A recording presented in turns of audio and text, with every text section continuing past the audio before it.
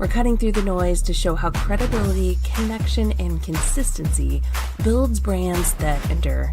So whether you're an overwhelmed digital marketer, a business owner trying to stand out, or a thought leader ready to just level up, welcome to the long game. Because building something that lasts takes heart.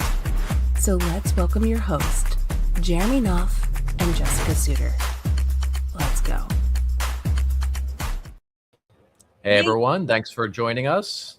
Jess made it in just in time, zipped in like SEAL Team 6. Right with airport still with me and all. Yes. Yeah. The joy of traveling while running a podcast. For sure. But I'm really excited for this one. This one was definitely worth waiting for, talking about turning your podcast into a relationship engine. So I didn't care what I needed to do. I wanted to make it for this episode for sure. Awesome. So we've got an awesome guest today, great friend of mine, someone I've known for many, many years. Jess is just meeting him today for the first time. But this guy is a genius when it comes to podcasting. And what I love about his approach is he takes a strategic approach, right? It's not just let's get the podcast up, let's get a bunch of episodes out, let's do all the technical stuff. It's starting from a position of strategy, which, Jess, I know is something you talk about a ton. It's something that determines the direction of everything. So hugely important aspect. So that being said, let's go ahead and bring Darrin up. Yay, welcome, Darrin. Hey guys, great to be here with you. I'm happy. I'm hanging with you. So, and Jessica. It's going to be a blast, man. Friend. Yes. Indeed. A lot of talk about the upcoming event behind the scenes before we got live. Jess, you want to plug that real quick before we jump into things? Oh, yeah. We were talking about Social Media Week Lima with Darrin and with all of you. If you've not heard about it, it's happening June 17th and 18th in Lima, Ohio. But it is a relationship first kind of mindset, even at the event. So I thought it would be perfect to talk to Darrin about, because you take that approach with what you're doing with podcast. And I love just your vibe, your energy, your backstory. And I cannot wait to unpack it all. But I will drop the link to Social Lima. Happy Tuesday to you too. But I will drop the link in here for you guys to check it out if you've not heard about Social Media Week Lima. But to kick things off, so Darrin, why podcasting for you? Why podcasting? Well, I feel like from a marketing perspective, I don't feel like there's a better marketing channel than podcasting. I mean, YouTube is great, but it's just not as portable. Yeah, some people might listen to YouTube in their car, but I'm going with someone for a walk with their dog, or they're on, a treadmill or something like that. It's just a very portable way to connect with people in a very, very deep and intimate way, which is why I especially love it. Mm-hmm. Certainly helps that you've got a voice for podcasting, which worked out really well after the Munsters went off the air and you didn't have that role anymore.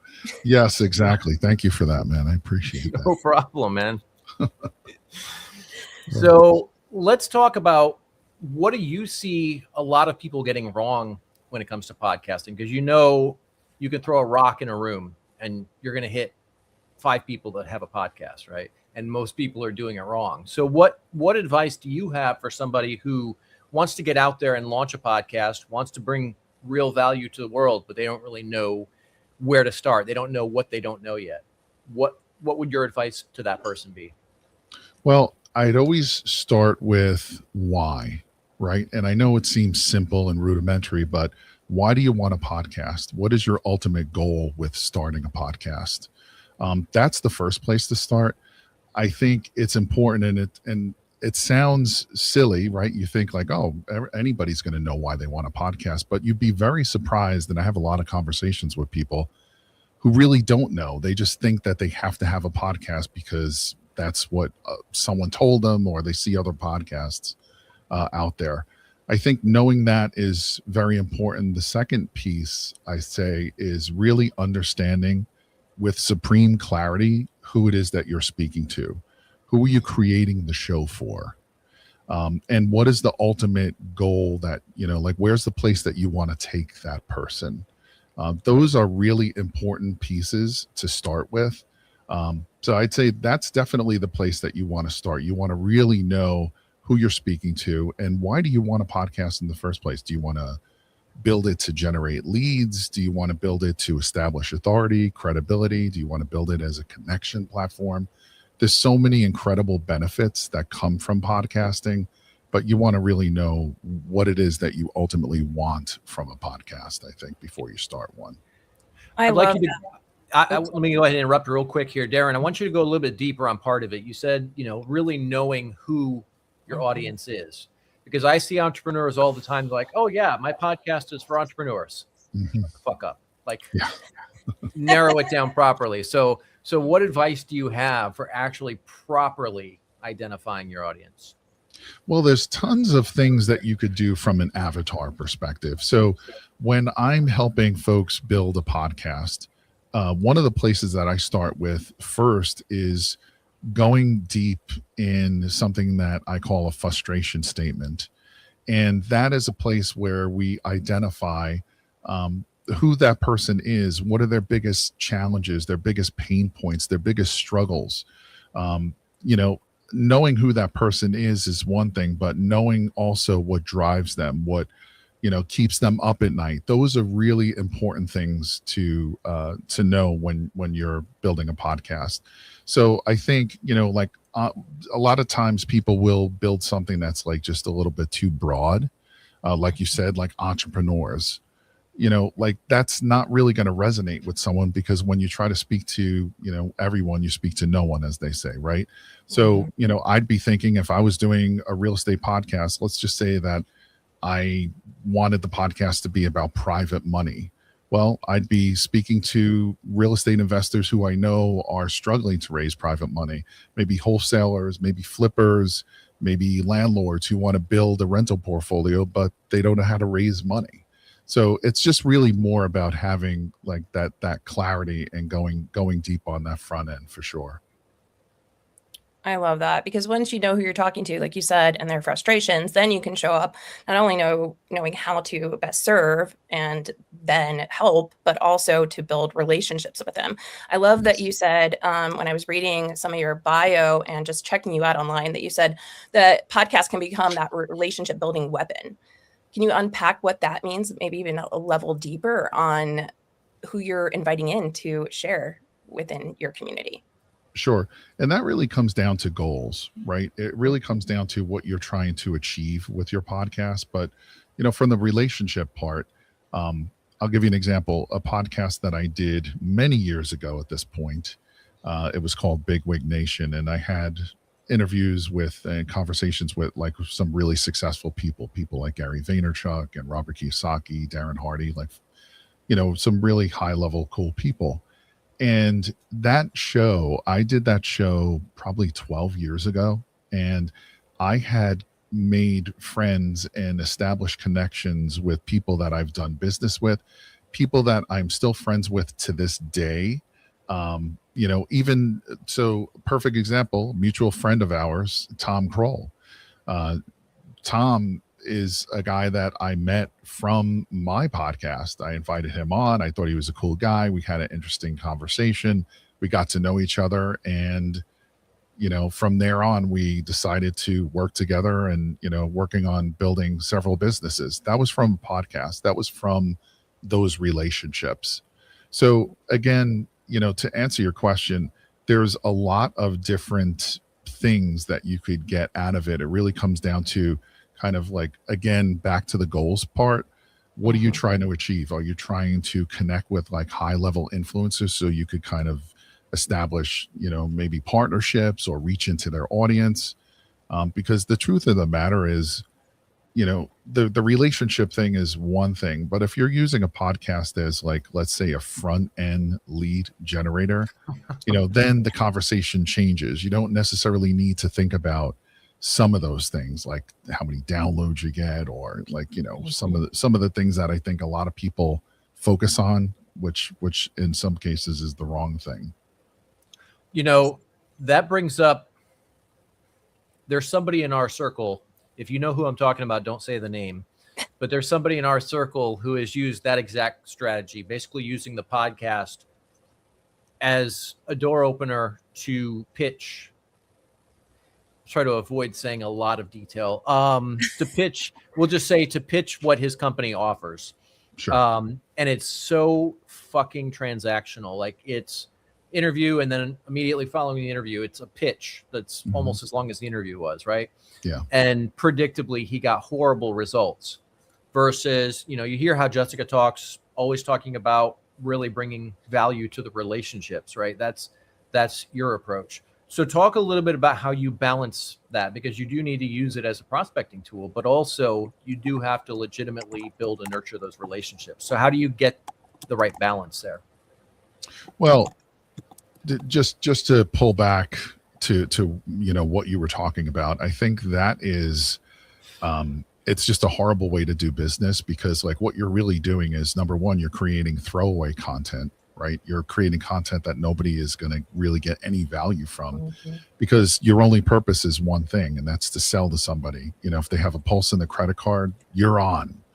So, you're also, it's kind of a bait and switch, because you're inviting someone on, letting them know that they're going to be able to share their expertise, but like you don't really care about that, and they're not going to get anything from it, because they might not even get their episodes aired. So what I do is, the way that I do it is, much, much different. If you're having somebody on the podcast, and let's just say that you're having a really good conversation with this person, and this person is maybe a likely fit for one of your products or your programs or services, that's, like you could have a really down to earth, deep, meaningful, valuable conversation that the audience is going to get value from, that your guest is going to get value from. And at the end of that conversation, it's just a matter of like a very simple thing. Like, it's not about a pitch. It's like, hey, you know what? You were saying that you were struggling in this area. This is something that I know I could help you with, like you're going deep with that person in the conversation. Would you like to hop on a phone, like hop on a call maybe and discuss it? Very matter of factly. And, a lot of people, they're not going to be ready to buy from you at that point, but they will remember that. And at some point, maybe they will. So that's kind of the way that I approach doing this, as like kind of that front end funnel. Have deep conversations, valuable conversations for not just the guest, but for the audience. And then ultimately, if it makes sense, like, hey, I'd love to jump on a call with you, go deeper. How can I help you? What can I give you? Like when you come at it from that vantage point, it's a completely different conversation you're having. I love that. Serving over selling, it always wins. It doesn't feel icky. It feels natural, relationship driven, like you were talking about. I mean, honestly, that's how I started like Now Marketing Group. I was just free social media training sessions that I would invite people to, because then they would come, and learn. I wasn't trying to pitch them anything, but then they were like, you know what? I don't really want to do this anyway. How about you? You help me. You know what you're doing. I can trust you. We've already had some relationship building, and now we can do this virtually, right? And serve through podcast or live shows or whatever, our content that we're pushing out online to serve, and it still has the same approach. When it comes to podcasting, some people have guests on, right? And they're wanting to maybe launch a podcast, and the fear of like, how do I get my first guest lined up? Like, what did you do, or how did you get started or mentor others to do that and get their guests lined up? Hey, Darrin, before you answer that, we got to take a second to acknowledge Mark's comment, the name he came up with for the podcast that I was describing. That's good, Plugcast. That's solid, man. I like that. Great work, it's true. Mark. That's what it is. Perfect descriptor. Yeah. Amen. All right. Back to you, brother. Okay. What was the question? I blanked. No, it's for people that are, so your audience. I love that you're saying like starting from your why and understanding what your value you're going to offer. And then as you're launching that podcast, so maybe you have that all dialed in, right? But you want to have a guest on because you feel like maybe that's going to help serve the community even stronger by inviting others like we do here. Like, you're an expert in podcasting. I am not. Jeremy is. I am not. So how would you go about asking guests to be on the show, or kind of lining those guests up? Sure. So the best way to do this is you have to remember now it was much different, like when I did a podcast 10 or 11 years ago, where like I was like, okay, I'm going to go after like these big name people, and people like, they're not going to talk to you. Like, you have like 500 downloads. Um, the truth is, the landscape has changed, right? We have to think that everybody who has a podcast, whether it's a podcast that gets 500,000 downloads or it gets 5 downloads, they're being pitched every single day. So the one thing you want to think about when you're inviting somebody on is, first off, how can I give that person value in some way, right? But secondly, how can I come up with a pitch that's really going to stand out and be different from the pitches that, they're getting every single day? And when I see the pitches, so I'm pitched every single day, probably 10 to 15 pitches a day, because I do produce several podcasts. And you would be surprised, like, these are all straight out of ChatGPT. They're garbage. And that's from people, Jeremy, who like are podcast booking agencies. They're sending out this dribble. So for me, I'd say, first off, think, how can you give some kind of value, right? Like, ultimately, and focus also, like in your pitch, you want to try to make it stand out, but you also want to focus on what you're going to be giving to their audience rather than what you want for yourself. I know it sounds like it's common sense, but you'd be surprised how many people they send this long, stupid pitch, and it's talking about how great they are. Nobody gives a shit how good you are, right? I'm thinking, if I'm going to consider you coming onto my podcast, I want to know why. Why should I have you on my podcast? What is my audience going to get from you? How are they going to benefit from the information you're going to share with me? So those are the things. And the last thing I'd say, keep it short, a couple of sentences. Nobody's going to read this whole big like bullshit with bullet points and, people, they try to make themselves sound like, they're so great. And maybe they do have some accolades. But the truth is, again, keep it more focused on them and not you. You know what I mean? That's what I would say on those pitches. Yeah, I was to echo what you were saying. I know the ones that stand out to me where I've been either as a guest on the podcast, or this even goes even further, like being on a stage that they're hosting a conference or whatever. It's the ones that are more personalized and they've called out maybe the reason why. Like, I love that you talk about this. This is why I think you would be a good fit here, and vice versa, right? And how the value add. But yeah, and personalization, and like whether that's an audio message or personalized email, that goes a lot further for me too. All of those things, 100%. Like anything that you could do to stand out. So I'll give you an example. I was trying to get Gary V on the show, and Gary, everybody is pulling at his shoestrings, right? Everyone wants him on. It took me a really long time to get him on my show. But what was I doing? I was sending him like personal audio messages. Like, I was doing all these kind of things, anything you could think about that's going to really help you stand out. And one other thing, you said, when it comes to people who are going into their pitch, this is one thing that I'm seeing in a lot of pitches now, and it's like kind of nauseating. Oh, I love the episode where now that's fine, right? Like, if it's real, but the problem is they're feeding this stuff into AI and it's coming up with this generic bullshit that is not giving anyone value. It's not even real. They probably didn't even listen to it. I'm sure they didn't.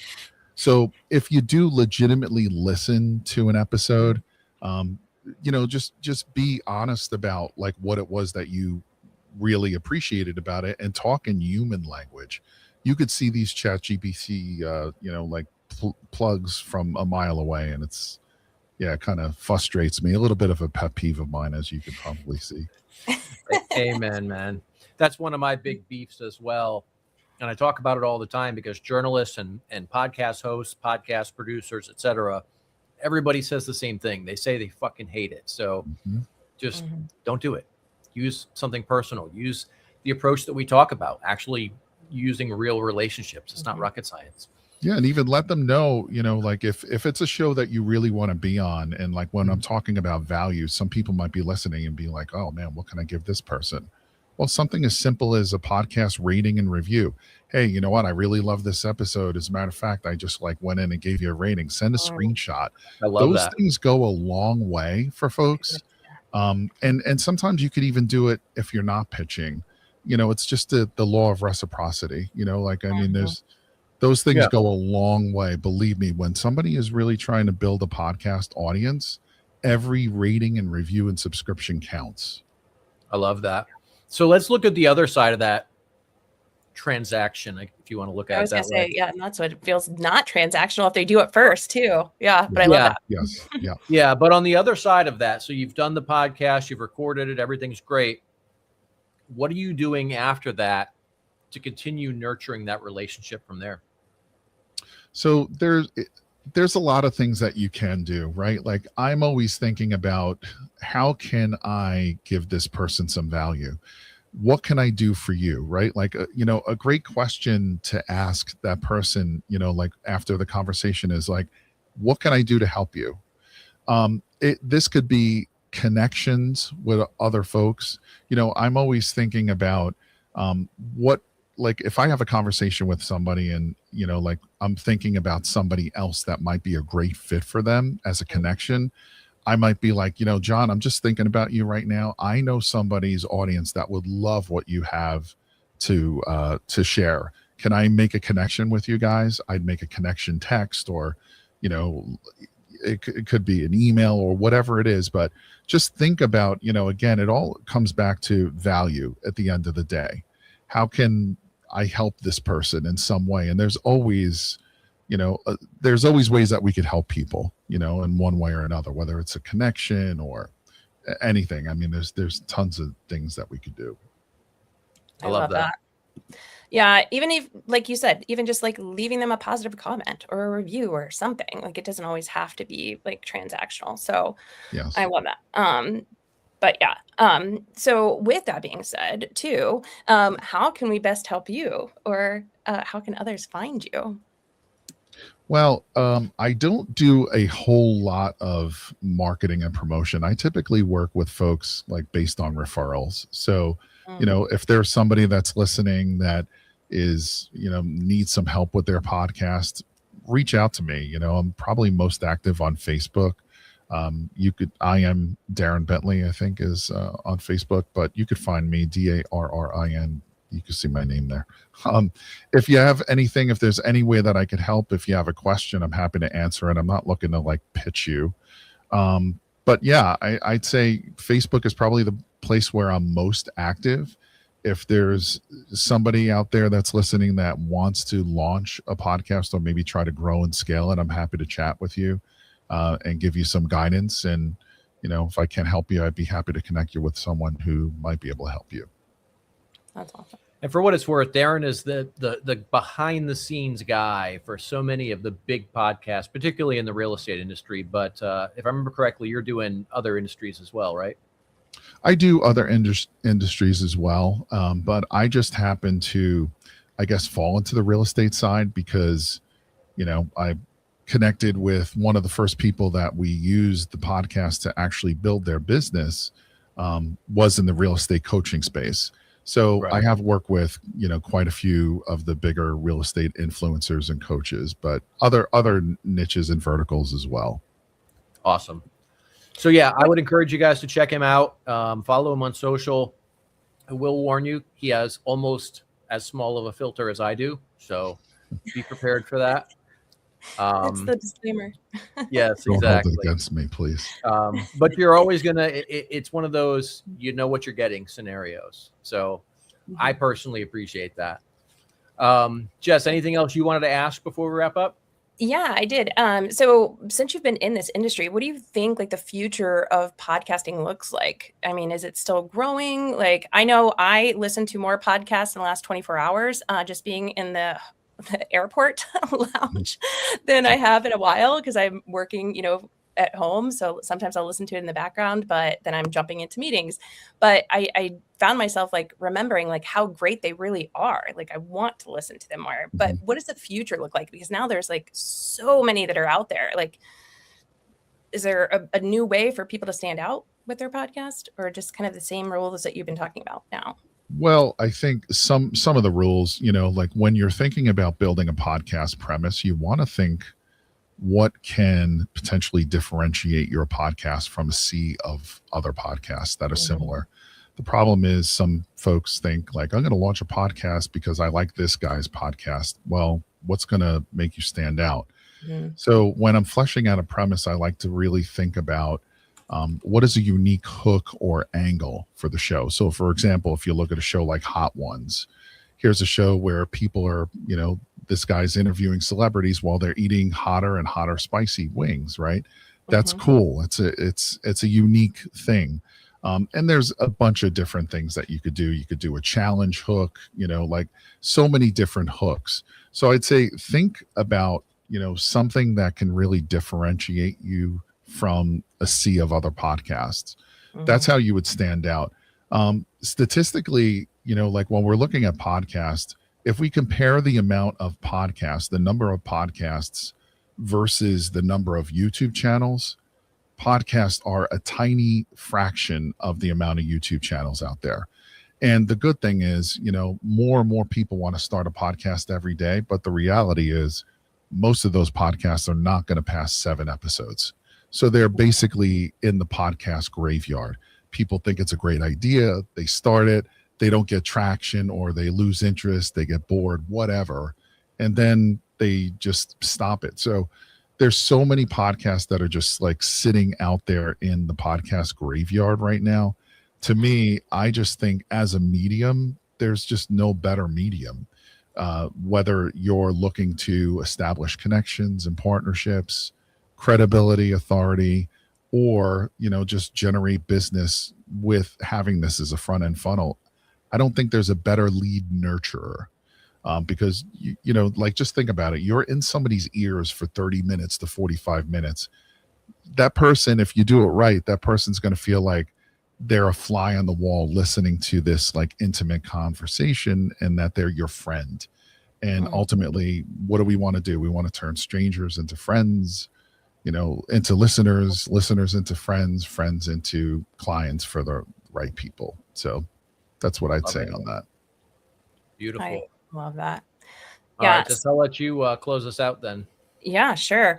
Well, speaking of which, I'm now going to dive into even more of your stuff. But also, we'll be recapping this with some takeaways and where you can find Darrin online on nowmarketinggroup.com/blog.